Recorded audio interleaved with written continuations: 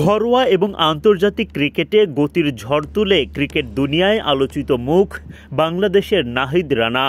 ২২ বছর বয়সী এই গতি তারকাকে পেতে এবার কাউন্টি ক্রিকেটের একাধিক দল আগ্রহী। কাউন্টি রিজিওনাল এজেন্টের পক্ষ থেকে আনুষ্ঠানিকভাবে যোগাযোগ করা হয়। যদিও এখনও রানার কাউন্টি খেলার পথে বড় চিন্তার কারণ বোর্ডের পক্ষ থেকে এনওসি মেলা, সঙ্গে ওয়ার্কলোড ম্যানেজমেন্টের বিষয়টিও বিবেচনায় নিতে হবে। বহু অপেক্ষার পর নাহিদ রানার মতো একজন এক্সপ্রেস বোলারের দেখা পায় বাংলাদেশ, যিনি কিনা নিয়মিত ঘন্টায় ১৫০+ কিলোমিটার গতিতে বোলিং করে যেতে পারেন।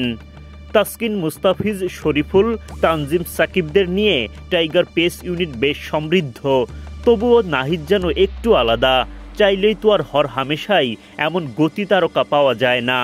সেই কারণেই রানার ওয়ার্কলোড ম্যানেজমেন্ট নিয়ে সব সময় সতর্ক বিসিবি। এদিকে এমন সময় ইংলিশ কাউন্টি থেকে খেলার প্রস্তাব হাজির নাহিদের দুয়ারে। সেখানকার একাধিক দল এই টাইগার পেসারকে খেলাতে চায়।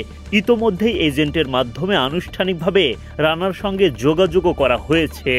কাউন্টি খেলা নিয়ে রানা আগ্রহী হলেও অনেক যদি কিন্তুর মধ্যে বিষয়গুলো আটকে আছে। বাংলাদেশ ক্রিকেট বোর্ড বিসিবি এমনিতে বিদেশি টুর্নামেন্টে ক্রিকেটারদের ছাড়পত্র দিতে গড়িমসি করে। তার উপর পেসার হিসেবে নাহিদের চোটের বাড়তি ঝুঁকির দিকটিও বিবেচনায় রাখতে হয়। বর্তমান যে পরিস্থিতি, তাতে সুযোগ আসলেও এবার সম্ভবত কাউন্টি ক্রিকেটে খেলতে যাওয়া হচ্ছে না নাহিদ রানার। এদিকে এর আগে রানা যখন রঙিন পোশাকের ক্যারিয়ারে পা রাখেন, তখনই তার ফিটনেস এবং ওয়ার্কলোড ম্যানেজমেন্ট নিয়ে সতর্ক বার্তা দিয়েছিলেন দুই জনপ্রিয় ধারাভাষ্যকার ইয়ান বিশপ ও রমিজ রাজা। ওয়েস্ট ইন্ডিজের জনপ্রিয় ধারাভাষ্যকার ইয়ান বিশপ বলেছিলেন, বাংলাদেশের প্রোঅ্যাক্টিভ হওয়া উচিত এবং তাদের সামর্থ্য অনুযায়ী স্ট্রেংথ অ্যান্ড কন্ডিশনিং বিশেষজ্ঞ এবং ডায়েটিশিয়ান নিয়োগ করা উচিত, এবং বিশেষ করে নাহিদ রানা এবং তাদের ফাস্ট বোলিং গ্রুপের সাথে তাদের যুক্ত করা উচিত। নাহিদের গতি খুবই প্রশংসনীয়।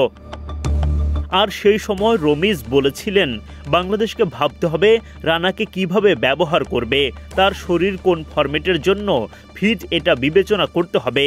অযথা টানা খেলিয়ে নষ্ট করা যাবে না, সে বাংলাদেশের সম্পদ হবে।